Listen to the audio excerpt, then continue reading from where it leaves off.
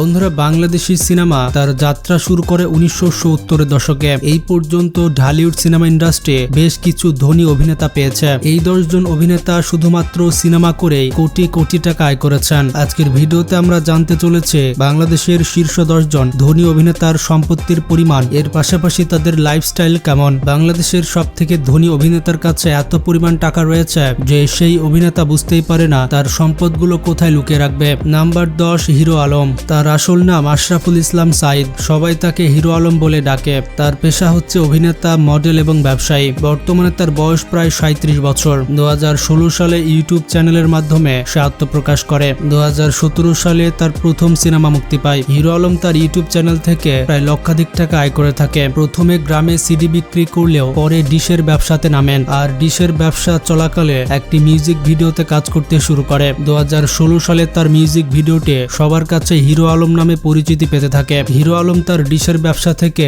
একটি handsome amount আয় করে থাকে। এই পর্যন্ত হিরো আলম প্রায় 1000-টির বেশি মিউজিক ভিডিও বানিয়েছে। তিনি বিজ্ঞাপনে কাজ করার জন্য 30,000 থেকে 50,000 টাকা পর্যন্ত নেন। তার প্রথম সিনেমার পারিশ্রমিক ছিল 50,000 টাকা। এখন প্রত্যেকটি সিনেমায় কাজ করার জন্য 3 থেকে 4 লাখ টাকা নিয়ে থাকে। এমনকি হিরো আলম বই লিখেছে। তার বইয়ের নাম হচ্ছে দৃষ্টিভঙ্গি বদলান, আমরা সমাজকে বদলে দিব। তার বইটি মোটামুটি 10 লক্ষ টাকা আয় করেছিল। সব মিলিয়ে হিরো আলম বছরে প্রায় 2 কোটি টাকা আয় করেন। ঢাকাতে তার একটি বিলাসবহুল বাড়ি রয়েছে এবং তার দামি ব্র্যান্ডের একটি গাড়ি রয়েছে। বিভিন্ন তথ্যসূত্র বলছে তার মোট সম্পদের পরিমাণ 10 কোটি টাকা।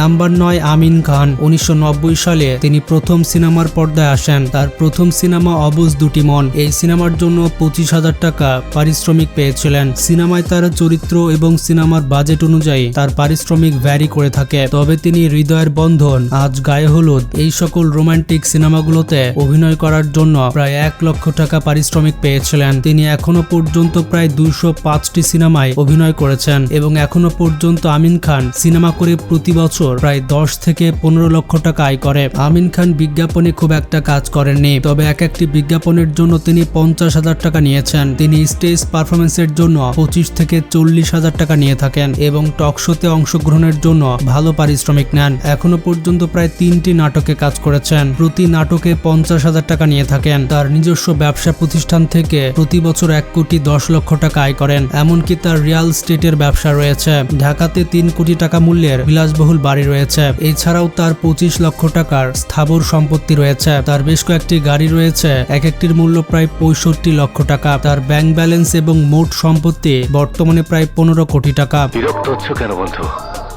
যে সরকারের জন্য তুমি কাজ করছো, আমিও সেই সরকারের জন্য কাজ করছি। নাম্বার 8, সাইমন সাদিক। তিনি একজন বাংলাদেশ অভিনেতা, প্রডিউসার এবং উদ্যোক্তা। অ্যাক্টিং এর পাশাপাশি তিনি সিনেমা প্রডিউস করে থাকেন। তার সম্পদের পরিমাণ $2 মিলিয়ন ছাড়িয়ে গেছে, বাংলা টাকায় প্রায় 24 কোটি টাকা। 100 টাকা নিয়ে ঢাকা এসেছি, সেই জায়গা থেকে আপনার সঙ্গে কথা বলছি, বিশাল লজ্জা।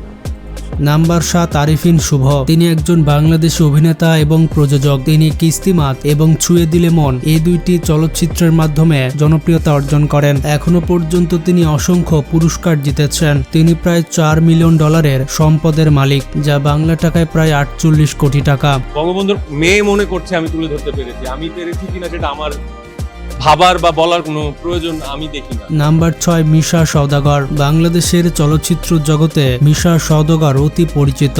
ক্যারিয়ারের শুরুতে কয়েকটি সিনেমাতে নায়কের চরিত্রে অভিনয় করলেও ঢাকায় ছবির ভিলেন হিসেবে তিনি দীর্ঘ সময় বাংলা সিনেমার পর্দা কাঁপাচ্ছেন। আপনারা সবাই ভিলেন মিশা সওদাগরকে চিনলেও আপনারা হয়তো জানেন না তিনি কত টাকার মালিক। 1990 সালে চেতনা সিনেমা দিয়ে তিনি ক্যারিয়ার শুরু করেন। এই সিনেমাতে অভিনয়ের জন্য তিনি নিয়েছিলেন 20,000 টাকা। এরপর আস্তে আস্তে তার সিনেমা জনপ্রিয়তা পায় এবং তার পারিশ্রমিক বাড়তে থাকে। 1990 থেকে 2000 সাল পর্যন্ত প্রত্যেকটি সিনেমা করার জন্য তিনি 50 থেকে 1 লক্ষ টাকা পারিশ্রমিক নিয়েছেন। তখনকার সময় ভিলেনদের জন্য এটাই ছিল অনেক বেশি পারিশ্রমিক। বর্তমানে প্রতিটি সিনেমার জন্য তিনি 10 লাখ থেকে শুরু করে 30 লাখ টাকা পর্যন্ত নেন। তিনি বস সিনেমাতে অভিনয় করার জন্য একাই 40 লাখ টাকা পারিশ্রমিক নিয়েছেন। মিশা সওদাগর এই পর্যন্ত 800টি সিনেমাতে কাজ করেছে, যেটা বাংলাদেশে একটি রেকর্ড। রেকর্ড। বিজ্ঞাপনে কাজের জন্য তিনি 1 লক্ষ টাকা নেন। 2014 সালে এত সিনেমা করেছিলেন যে 1 বছরে প্রায় 5 কোটি টাকা আয় করেছেন। সিনেমার পাশাপাশি তিনি একজন ব্যবসায়ী। তার বিভিন্ন ব্যবসা থেকে তিনি লক্ষ টাকা আয় করে থাকেন। তার কাছে প্রাডো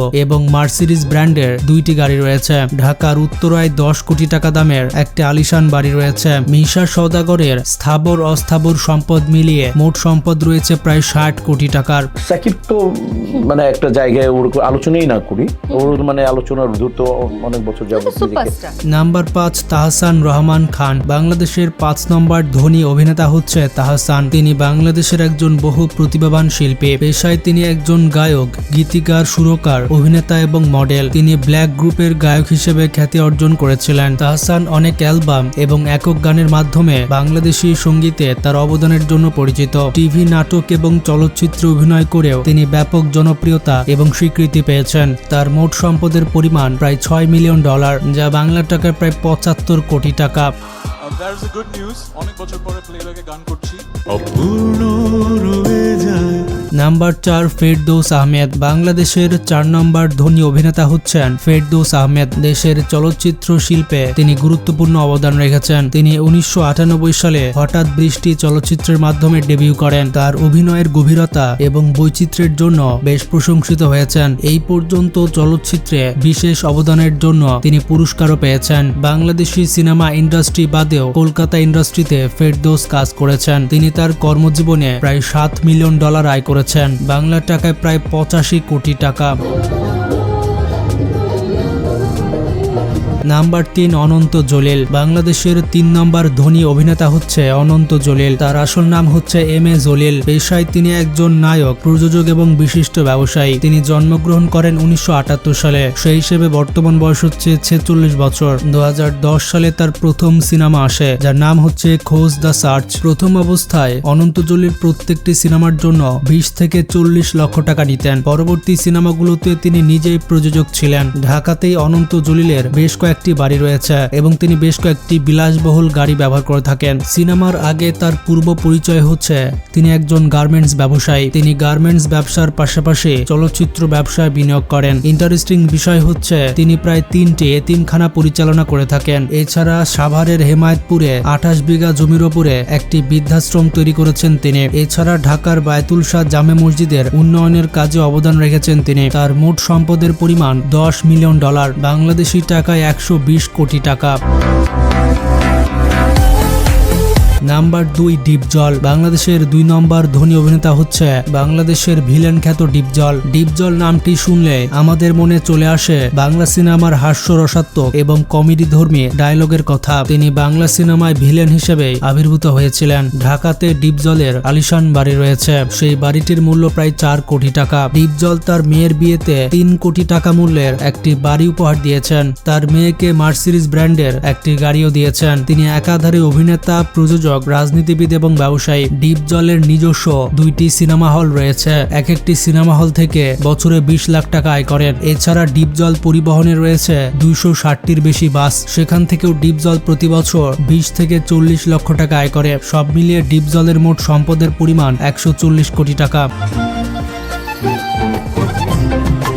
নাম্বার 1 শাকিব খান। বাংলাদেশের সবথেকে ধনী অভিনেতা হচ্ছে শাকিব খান। শাকিব খানের নামের আগে কিং খান এবং সুপারস্টার কথাটি চলে আসে। বাংলাদেশের ফিল্ম ইন্ডাস্ট্রিকে একাই 16 বছর ধরে টেনে নিয়ে যাচ্ছেন শাকিব খান। এখনো পর্যন্ত তিনি 250টি সিনেমায় অভিনয় করেছে। তিনি প্রত্যেকটি সিনেমা প্রতি 50 লক্ষ টাকা থেকে শুরু করে 1 কোটি টাকা নিয়ে থাকেন। শাকিব খান বিজ্ঞাপনেও নিয়মিত কাজ করেন। বিজ্ঞাপনে কাজ করার জন্য 1,50,000 টাকা থেকে শুরু করে 5 লক্ষ টাকা পর্যন্ত চার্জ করেন। তিনি প্রতি বছর প্রায় 1 কোটি টাকা আয় করে থাকেন। বিভিন্ন স্টেজ শো, টক শো এবং সিনেমার প্রচারণা থেকে বিভিন্ন উৎস থেকে বছরে প্রায় 2 কোটি থেকে শুরু করে 15 কোটি টাকা আয় করছেন। আর প্রত্যেক রোজার ঈদে শাকিব খান একটি করে নতুন গাড়ি ক্রয় করেন। তিনি ক্রাউন ব্র্যান্ডের একটি ক্লাসিক মডেলের গাড়ি ব্যবহার করেন। এছাড়া 2016 সালে কিনেছেন সাদা প্রাডো গাড়ি। 2018 সালে কিনেছেন মার্সিডিজ ব্র্যান্ডের গাড়ি। তার কালেকশনে বর্তমানে 5টি রানিং গাড়ি রয়েছে। তার 5টি গাড়ির মূল্য হলো মোটামুটি 3,50,00,000 টাকা। শাকিব খান তার বাৎসরিক আয়ের 10% বিভিন্ন